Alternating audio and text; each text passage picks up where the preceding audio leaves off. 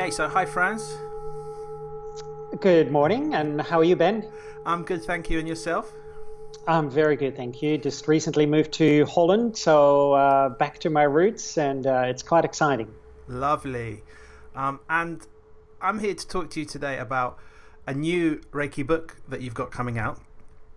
It's called Reiki Insights. And I'm quite interested in this book because it's slightly different format to your previous books and slightly different approach. But you say in your introduction it came when you were on a retreat, essentially in Japan, studying and working with Reiki masters, and there were some different changes in yourself at that time, and it's part of the inspiration behind the book. I wondered if you could say something about that. Yeah, it's interesting. I was just saying that, I moved back to Holland, back to my roots. And for me, one of the really drives within myself is the search of the roots of the system of Reiki, of Mikao Usui's teachings. And I've been very fortunate to have found a couple of teachers in Japan. They are not really Reiki teachers, but they practice Shugendo and Japanese Buddhism, Japanese esoteric teachings. They are both priests. And so for the one, I was invited to come there and to study with him. And it's really interesting because what they're trying to really show me is where the system of Reiki has come from. We can kind of see traces within the system of Reiki to, of course, Japanese spiritual practices because it comes out of Japan. Yeah. And, really where did Mikao Usui got his ideas from, and what did he studied himself? So I went there for 3 weeks. I studied with one for a week and a half, and that was more in a monastery. And it was pretty challenging. He's a very challenging teacher. You start about at 4 or 5 in the morning, and you go till about 2 at night. Wow. And there is really no rest. I mean, I just flew in from Australia, and I was not even sitting in his car, and he said, okay, last time I taught you did show me, talk to me about it, and they're really pushing you to the limit, of your own mental, physical capabilities and spiritual capabilities. And so that was quite challenging. And for me, I think, the founder of the system of Reiki, he sat on a mountaintop for 21 days where he meditated with no food and water. And these kind of practices are still being done in Japan, but they're very, very strict and very, very difficult. And before you can do those 21-day practices, you do a 7-day practice. Before that, you do a 3-day practice. Before that, you have to have prior practices. So I'm really looking at what was Mikao Usui practicing himself, and then how did that help him to develop the system of Reiki? And that's been really interesting. So I had a lot of shifts during this first week and a half, from almost like you sleep maybe 3-4 hours a night, and they really push you, and so you get a lot of different changes within yourself. Wow. And yeah. So it's kind of like you're going back to doing what the founding fathers literally kind of almost living the ancestors, what they did, how they lived, and engaging with the roots of the practice that way. Yes, that's really my intent, and because I think it's never been done really, even by Japanese Reiki teachers or modern Reiki teachers, to really investigate the root and really soak yourself deeper into that. And for me, that has always been my own journey. I really like all of that. I mean, I find it very challenging, don't get me wrong. Yeah. I was sitting there in this temple and I go, oh my goodness, how can I do this for a week and a half? After about 6 days, I was like almost falling asleep. And they work so differently. They say, okay, go to your room and study. And when they ring the bell, then you show me. So you go into your room, and then 2 seconds later, they ring the bell, and you go, what? And the next time it's 10 minutes later, or the next time it's 40 minutes later. and the next time it's 1 minute later. So they don't, there's no pattern in it. They really try to challenge you so that you can't stop. You really have to be at it. And we can really see that when Mikao Usui sat on this mountaintop for 21 days, he was really challenging himself. And I think that for me is really where the juice of the system of Reiki and the juice of his teachings came from. And really my drive. I'm not sure if I ever be able to sit on a mountaintop for 21 days, but just to even do it for 3 weeks in not that kind of way. I mean, we still had a nice meal, and we drank and stuff like that, and we slept in a bed, so that's okay, But it was pretty intense. Yeah, it was good. Wow, and then how did that inform your approach to the book when you came back from working like that for a while? Well, the first week and a half, I was spent in a temple practicing, and in the second week I spent with another teacher, and we really went into the mountains. So we spent a lot of time on Mount Omine. It's a very sacred mountain, has been dedicated to spiritual practice for the last 1,300 years.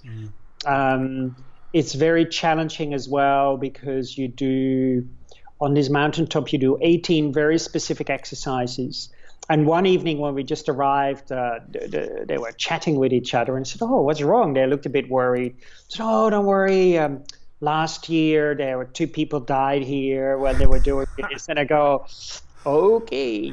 And you have to sign, a form that you do this willingly, because you do some really intense practices. They hang you over a cliff with your head first, for example. Wow. And there's hardly any security clips, or actually no clips at all. You have to free climb into caves and rocks. And it's really all about concentration, therefore mindfulness, following the instructions of the teacher, trusting the teacher, all of those kind of things. And so when I got back, it actually, those 3 weeks really intense practice, we often think, oh, it's only just 3 weeks, but then the ramifications of it, that took me maybe 6 months, to really integrate that into my daily life, into my energy system, into my mind. And that really created, Reiki Insights, a book where I found I really had to show a little bit more about that journey I'd been taking. And when I first started this journey for myself many years ago, about 20 years ago, I read a lovely book called Zen Mind, Beginner's Mind by Shunryu Suzuki. And what I liked about that book, that it had short chapters that you could just randomly open it and read it, and just read one chapter and meditate upon it. And for me, that really came forward again after this training, that I wanted something like that, short chapters where it's really straight to the point, where people could just flip open the book and connect to it and just read one chapter, meditate upon it, think about it, contemplate it. How does it mean for their own personal journey, for their own personal practice? Yeah, and I'm going to ask you a question about that in 1 second, but I want to quickly go back to your time in Japan. So would you say this, that you were doing some things which were relatively extreme or intense experiences and pushing yourself? And is this the idea of by going to that space of extremes, it's kind of like an initiation, a sort of initiation to a transformation? So it's sort of... Yes, absolutely. Yeah. Yes, absolutely. It's you really push yourself. Like, for example, the first day we were going into the mountains, and it was about 8 hours, and you chant a mantra. And in the end, I said, wow, that was a good hike. And a teacher whacked me on the head and said, this is not hike, this is spiritual practice. It's, and they, but it's seeing that everything you do is a spiritual practice. And I think, we compartmentalize things in our life. We say, this is breakfast, this is family time, this is work time, this is spiritual practice time, and everything has their boxes. But it's actually why they go into the mountains is breaking down those boxes, that every action you do, eating, drinking, sleeping, non-sleeping, walking, hanging over a cliff, is a spiritual practice, and therefore really integrating it in all you do. And I think that is so essential, particularly in our modern day, where we often say, this is Reiki is on and this is off, like we have these kind of strange ideas of now I'm doing it, now I'm not doing it. But it's actually really about being Reiki, or being your inner beautiful, great, bright light, or whatever word we use for that. Yeah, lovely. And I think for me, one of the advantages of writing the book in the short chapters, intended for short reading and then reflection, is that you can avoid. It's about using the words to point you to the heart of the experience, rather than you can get a bit bogged down in the mental philosophy or the mental side of things. By keeping it short and sweet, you're not completely on the mental level. You're pointing to the experience of the teaching. Would you say that's fair? Oh, absolutely. One thing I really like, if you could see my bookshelf here, it's full of books I really like books by very traditional teachers. And what I really like is kind of what you're pointing out, Ben, is that there's no bullshit in it. Yeah. It's very short, straight to the point. When you read it, you kind of feel it, like, oh, they're touching upon something really real here. And not that I necessarily am able to do that. I hope so, but that is up to the readers. But that always has inspired me so much. Sometimes we read a book and it's just, I feel it's very blah, blah, blah, blah, blah. And then I can what are you trying to say? But when I read books by Shugendo Suzuki or Chogyam Trungpa or some of these other real teachers, or the Dalai Lama, or Thich Nhat Hanh, for example, just to name a few. But, I really feel this straight to the point. And I think those teachers had such a direct experience from maybe being in the mountains and being really practicing. And in Japan, also the mountains is seen as a mandala. So often we think the mandala as a picture, but in Japan, the mandala is a living organism. So as soon as you step into the mountains, you step into the mandala of the mountains. Yeah. And that is the mandala ultimately of the 5 elements of earth, water, fire, air, and space. And really mingling yourself with these 5 elements in nature by working with fire, working with water, working with air, working with earth, working with space. All of these elements are pretty, and I think that makes it so direct, Yeah, and I think reflecting what you were saying about that, the teachers who have the books you prefer, you have a kind of, they get to the essence, they've got a gravitas, they've got a kind of deep kind of core resonance in them. I think with this book, I think what you're doing, you're sticking to the core, right? You're kind of the heart of things and avoiding the waffle, and a lot of that is the working from the precepts and then extrapolating from there, but keeping it focused on the precepts. Would you say that's right? Yeah, for me, the Reiki precepts, I think that is really the core of the system of Reiki. We can say it's hands-on healing or the symbols or the mantras or the initiation. But ultimately, if we really want to embody the system of Reiki in all we do, then, we cannot constantly do hands-on healing on ourselves. We have to make a cup of tea. We have to drive a car. We cannot constantly think about a symbol. We have to do other stuff. But ultimately, if we practice enough, then we can rest our mind in the precepts in all we do. So we can make a cup of tea without anger and without worry. We can go shopping in being grateful and being true to our way of being and being compassionate. And I often use this quote in a class, and it's from Shugendo Suzuki. If we observe the precepts without trying to observe the precepts, that is truly observing the precepts. It's a tricky one. Yeah. So if we observe the precepts without trying to observe the precepts, then we're truly observing the precepts. And for me, that is, if I feel someone is doing something and I'm getting angry, then I can use the precepts as an antidote, and I can go like, okay, do not anger, and that might soften. But if the person says something and it triggers my anger, but I do not get angry, now I'm observing the precepts without trying to use them as an antidote, but I'm not getting angry, then I'm truly observing the precepts. And that, I think, is really something we can infuse in all we do. Yeah, that's a really important distinction, I think, because I think maybe people can get a bit stuck in trying to observe, precepts or principles and that kind of thing, and then get very frustrated, maybe. Yeah, absolutely. Yeah.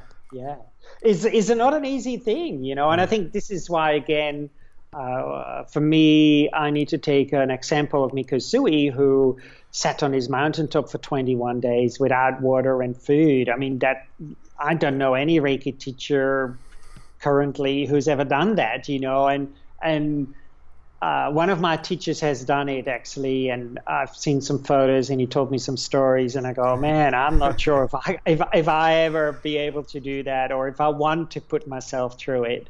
But I can see that just by tapping and doing some of those practices, the amount of energy what comes free and the state of mind what comes free is unbelievable. And I can see that people like Mikao Usui or Sundrei Suzuki or the founder of Aikido, for example, that these people were seen also as spiritual teachers and spiritual masters and healers, because the energy what comes free from those kind of practices unbelievable. I mean, for me, then when I see that, I think I'm just scratching the surface.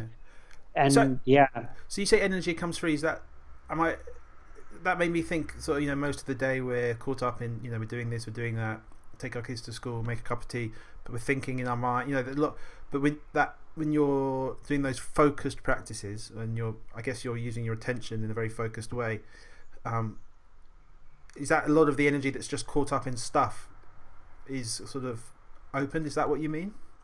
Or? Yeah, it's in Japanese they often call it mushin, what means no mind. And no mind doesn't mean we're not thinking. We'll always be thinking. There's a beautiful Zen story, and the Zen student comes into the Zen master and said, "Oh, please help me to stop my mind." And the Zen master said, "Give me that sword and a cut of your head."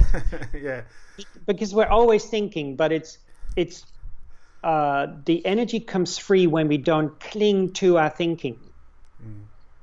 And, I use sometimes some cling wrap.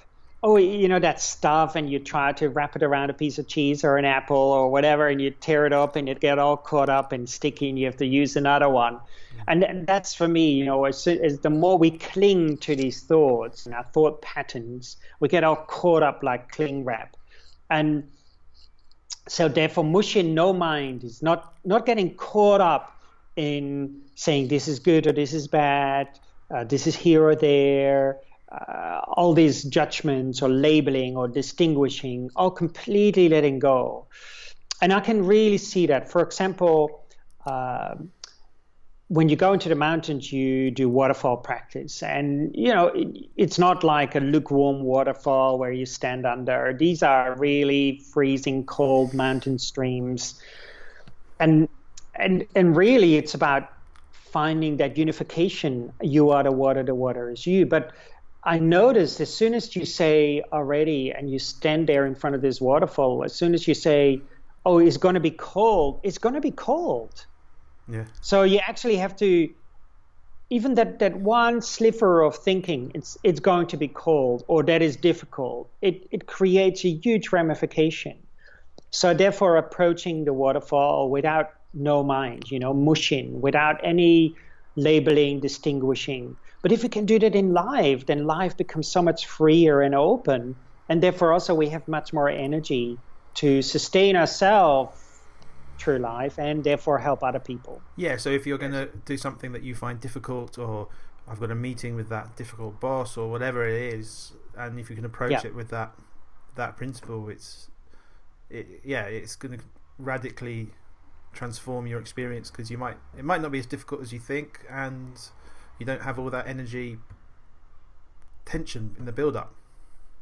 Well, that's it. And, as soon as we say is going to be difficult, we hold it like, really tight. And therefore, if I hold something tight, nothing can move. My own energy can't move. My mind, is being frozen. I saw it when the first time I had to lay on this surface, and they said, just have a peek first where we lower you. And, I have to take my glasses off and I don't see anything. And man, just the instant you think about these things, I could feel it. And so I had to move back and take a couple of deep breaths and really let go of any thought patterns and fears and ideas I had accumulated in my life. And so therefore these practices really help you to let go of anger and worry. And you can see the precepts written in Japanese here behind me. Yeah. Therefore for me, we often get so worried in our daily life. We get so angry with maybe our partner or work or with society. And therefore we lose track of really who we are. Yeah. And so I want to quickly say you were lowered on a concrete. Well, you lay flat on a mountaintop, and it's like a really steep drop. Yeah. And then you have two other people with you, and one hold an ankle each, and then they lower you, and you have to go like this, and yeah, and it's really so. There's many different things. It's about letting go of fear, letting go of worry. The biggest fear. There was one other practice, and they called it like the ledge between living and dying, and it was pretty amazing. And for me, it's really the biggest fear we have is the fear of death, isn't it? Yeah. And so therefore that if we look at any kind of worry or any kind of fear, then if we go to its essence, we come to the fear of death.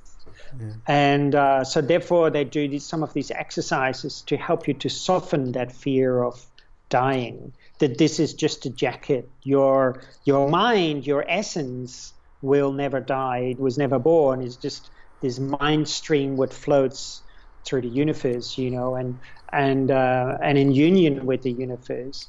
So it's really seeing, we might say this is Frans or that is Ben, but it's really some labels my mom and dad and your mom and dad have given you, but it's not really you, isn't it? Yeah. And there's a great tradition, isn't there, and not just a tradition in spiritual traditions, but over and over again, people who've been in a car crash or in a fight situation or in a hospital situation, who've come to the edge of death and kind of looked it in the face, are transformed by that experience, and of the many things, the kind of sense of the preciousness of their life and not to waste a moment, and that all those some of those benefits you're talking about come, and kind of I guess that's part of what the practice is about. Yes, absolutely. Yeah. Like I think people have these experiences, say in a car crash, or I met this lady once and we were chatting and she had something and she gave it away. And I said, oh, that's very kind of you. She said, I have no attachment to anything. She said, when she was 11 years old, their whole house burned down. She said there was nothing left. And she said, after that, everything changed for me. She said, even that I was only 11, before that, I hold onto things very tight. After that, I thought, it doesn't matter. It's just things. And we can see that those experiences really changes people. And so therefore, if we can do those kind of practices maybe in the mountains of Japan, we can really also do them here. But, we have to find the right teachers to help us, because it's not easy. And, you have to really have the right support before that, during it, and also after it. Yeah. So yeah, I totally hear you that if you're interested in that kind of practice, yeah, finding a teacher you can trust, because Yes. you hear stories, but at the same time, we live in such a health and safety of avoiding risk and danger and avoiding these kind of losses. Like we're missing out on the teaching in them, really, aren't we? By trying to avoid them all the time. Well, I think we see this already with kids, like trying to. I just started to live here in Holland again, and I live close to a park. And the other day I saw all these kids playing outside, like they were kicking a ball, they were climbing a tree. And I hadn't seen that in Sydney for a long time. Yeah. It was like all the kids were hiding in their houses, sitting behind a computer, and playing games. What is wonderful too, don't get me wrong, but. Yeah. We're missing out of falling on the street and scraping your knee, or falling out of the tree and hurting yourself, or getting dirty, and really, challenge yourself in that way. And I think as a modern society, we really need to remember that interconnectedness with that nature again, because it teaches us, so many beautiful things, and go out and explore. I totally agree with you. And so in the book, in the Reiki Insights, you're working a lot with the precepts and then expounding from them. And I mean, I think, are there any practices in the book, or any meditations in the book that you particularly resonate as the core ones for you? Or I don't like the word favorite, but that you'd point to people. I always believe that we learn in different ways. So some people are more auditory, some people are more kinesthetic, some people are more visual. So I think as a teacher, is not trying to force my way on them, but really to help them to find their way. But my personal way is I love chanting, and I love really chanting the precepts, for example, in Japanese, and not just. Some teachers, just say it 3 times, but really, like they do in Japan, traditionally, you would do it maybe for 45 minutes, and then you have a 15 minutes break, and then you do another session of 45 minutes, and then you have a 15-minute break, and then you do another session of 45 minutes. Yeah. And then, if you do that, then you really start to feel the juice of the precepts, what it really is about. Because sometimes when we read the words "do not anger" or "do not worry," we have already a preconceived idea. And I do this sometimes with some students who are very dedicated, and we do 8 of these 45-minute sessions in a day. And so they're kind of one-on-one teachings. What I sometimes do, I'm getting a student from the UK next month coming over, and those for me are really where you go to the inner heart of the system of Reiki and Mikau's teaching. And you make the subtle but important distinction between just recitation and when it becomes that deeper experience, which you're calling mantra in the book. Yes, absolutely. I mean, we all know that recitation is still okay. Don't get me wrong; it's better something than nothing. But we all know that if it were that easy to recite the precepts 3 times a day, then we will teach it to everybody on the corner here of the street, and soon Amsterdam will be a city what will be the happiest and kind of city in the world. But we all know that just by reciting it 3 times a day, that doesn't work. If that would be easy, I would just today: do not anger, do not worry, be grateful, be true to your way and your being, and show compassion to yourself and others, and do that 3 times, and presto, I'm not angry and worried anymore. But we all know it's not that easy. So there are other ways of helping you with that, and that particularly is true using it as a form of mantra and chanting it over a prolonged period of time. You know what? I could talk. It's so much fun talking to you always about this, and that you're living and breathing it, and also what I love about the way you work. The depth of which you go. You're in the tradition, but also you're not dogmatic, and you do hold it very lightly and subtly, and have really digested it all. So I just want to ask you to explain where you are now. Is it Amsterdam, and where we can still find you, and if people want to work with you and all that stuff? Yes, I just live outside of Amsterdam, a place called Haarlem, what is really beautiful. It's a very smaller town as Amsterdam, but it's very pretty. I still teach a couple of times in the UK. I still teach in Australia, a lot in the US, in France, Germany, hopefully Italy and Scandinavia one of these days again. So yeah, I still teach all over the world, and hope to be working on another book one day soon. Get some time in between. Yeah. Lovely. Well, Reiki Insights is out very soon, and all the information is in the notes below. And I just want to say thank you for coming on, and such a pleasure as always, and wishing you all the best with future teaching and writing. Thanks, Ben. Yeah, much appreciated. Yeah.